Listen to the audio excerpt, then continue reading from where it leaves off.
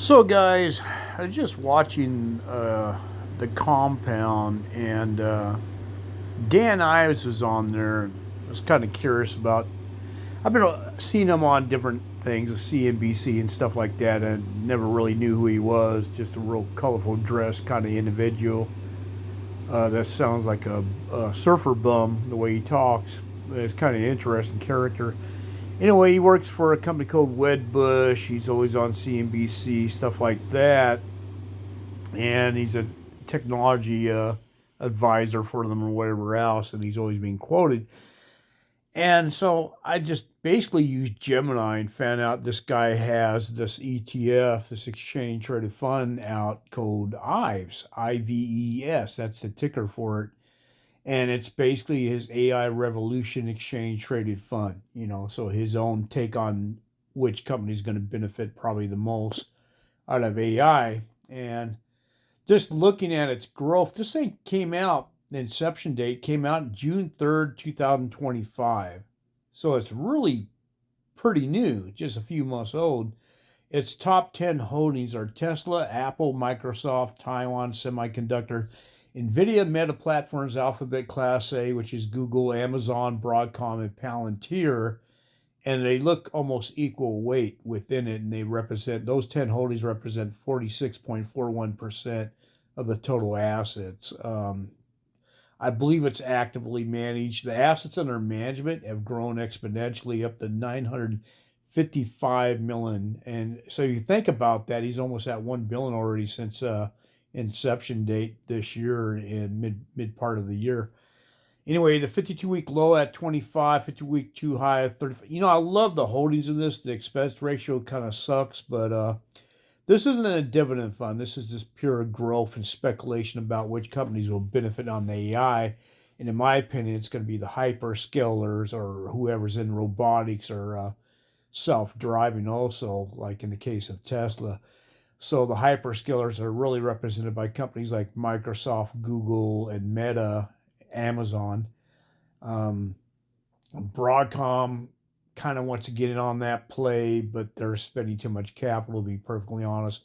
Palantir, you got the cybersecurity there, and then you got the fab facility, for chips, Taiwan Semiconductor, and then you got NVIDIA. So great holdings, man, to be perfectly honest. I like kind of the equal weight of it too.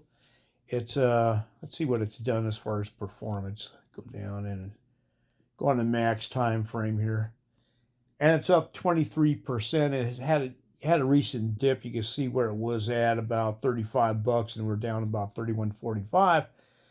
And I was looking at the option table on it, and there's a little bit of liquidity there on options. Even, I mean, it's not anything stellar as far as what you can receive, but there is some liquidity, a little bit of open interest. And you can see the previous trade on this was someone sold this put for $60 on one of these trades. That was the last contract filled. Big wide gap between the bid and ask, because you got to use limit orders if you're going to trade this. Um, the options right now only go out to May of 2026. So if we pulled that up, we could see what a 30 strike would pay you basically. And there's 19 in open interest, and a bid and ask is pretty wide from 160 to 290. Someone did get a fill for 175, so I like that implied volatility too, and the fact that there is some open interest. It's not extremely liquid, but this is an exchange traded fund, and generally most exchange traded funds, especially when they're new, have almost no kind of liquidity, no open interest or volume or really sucky bid and ask. But this is growing, and I got a feeling it's going to become more lucrative, more liquid in the future to trade. That's why I'm kind of excited by it. And I didn't know who Dan Ives was, but I like what he's chosen as far as the holdings in this. And you might say it's similar to a Mag 7 type of ETF if you think about it, because he's got a lot of the same stuff that any Mag 7 ETF would probably have in it, but then you got the addition of Palantir in there and stuff like that, and there's a little bit more equal weighting being propped up there. No single stock has massive weight within it, so that's what I like about it, to be perfectly honest. And I've added to my trading and maybe even buy and hold, like swing trade this thing. I think I'm going to start actively trading on it. Anyway, guys, just an interesting ETF out there from Dan Ives of Wedbush, code Ives, Ives. All right, guys, take care. Bye.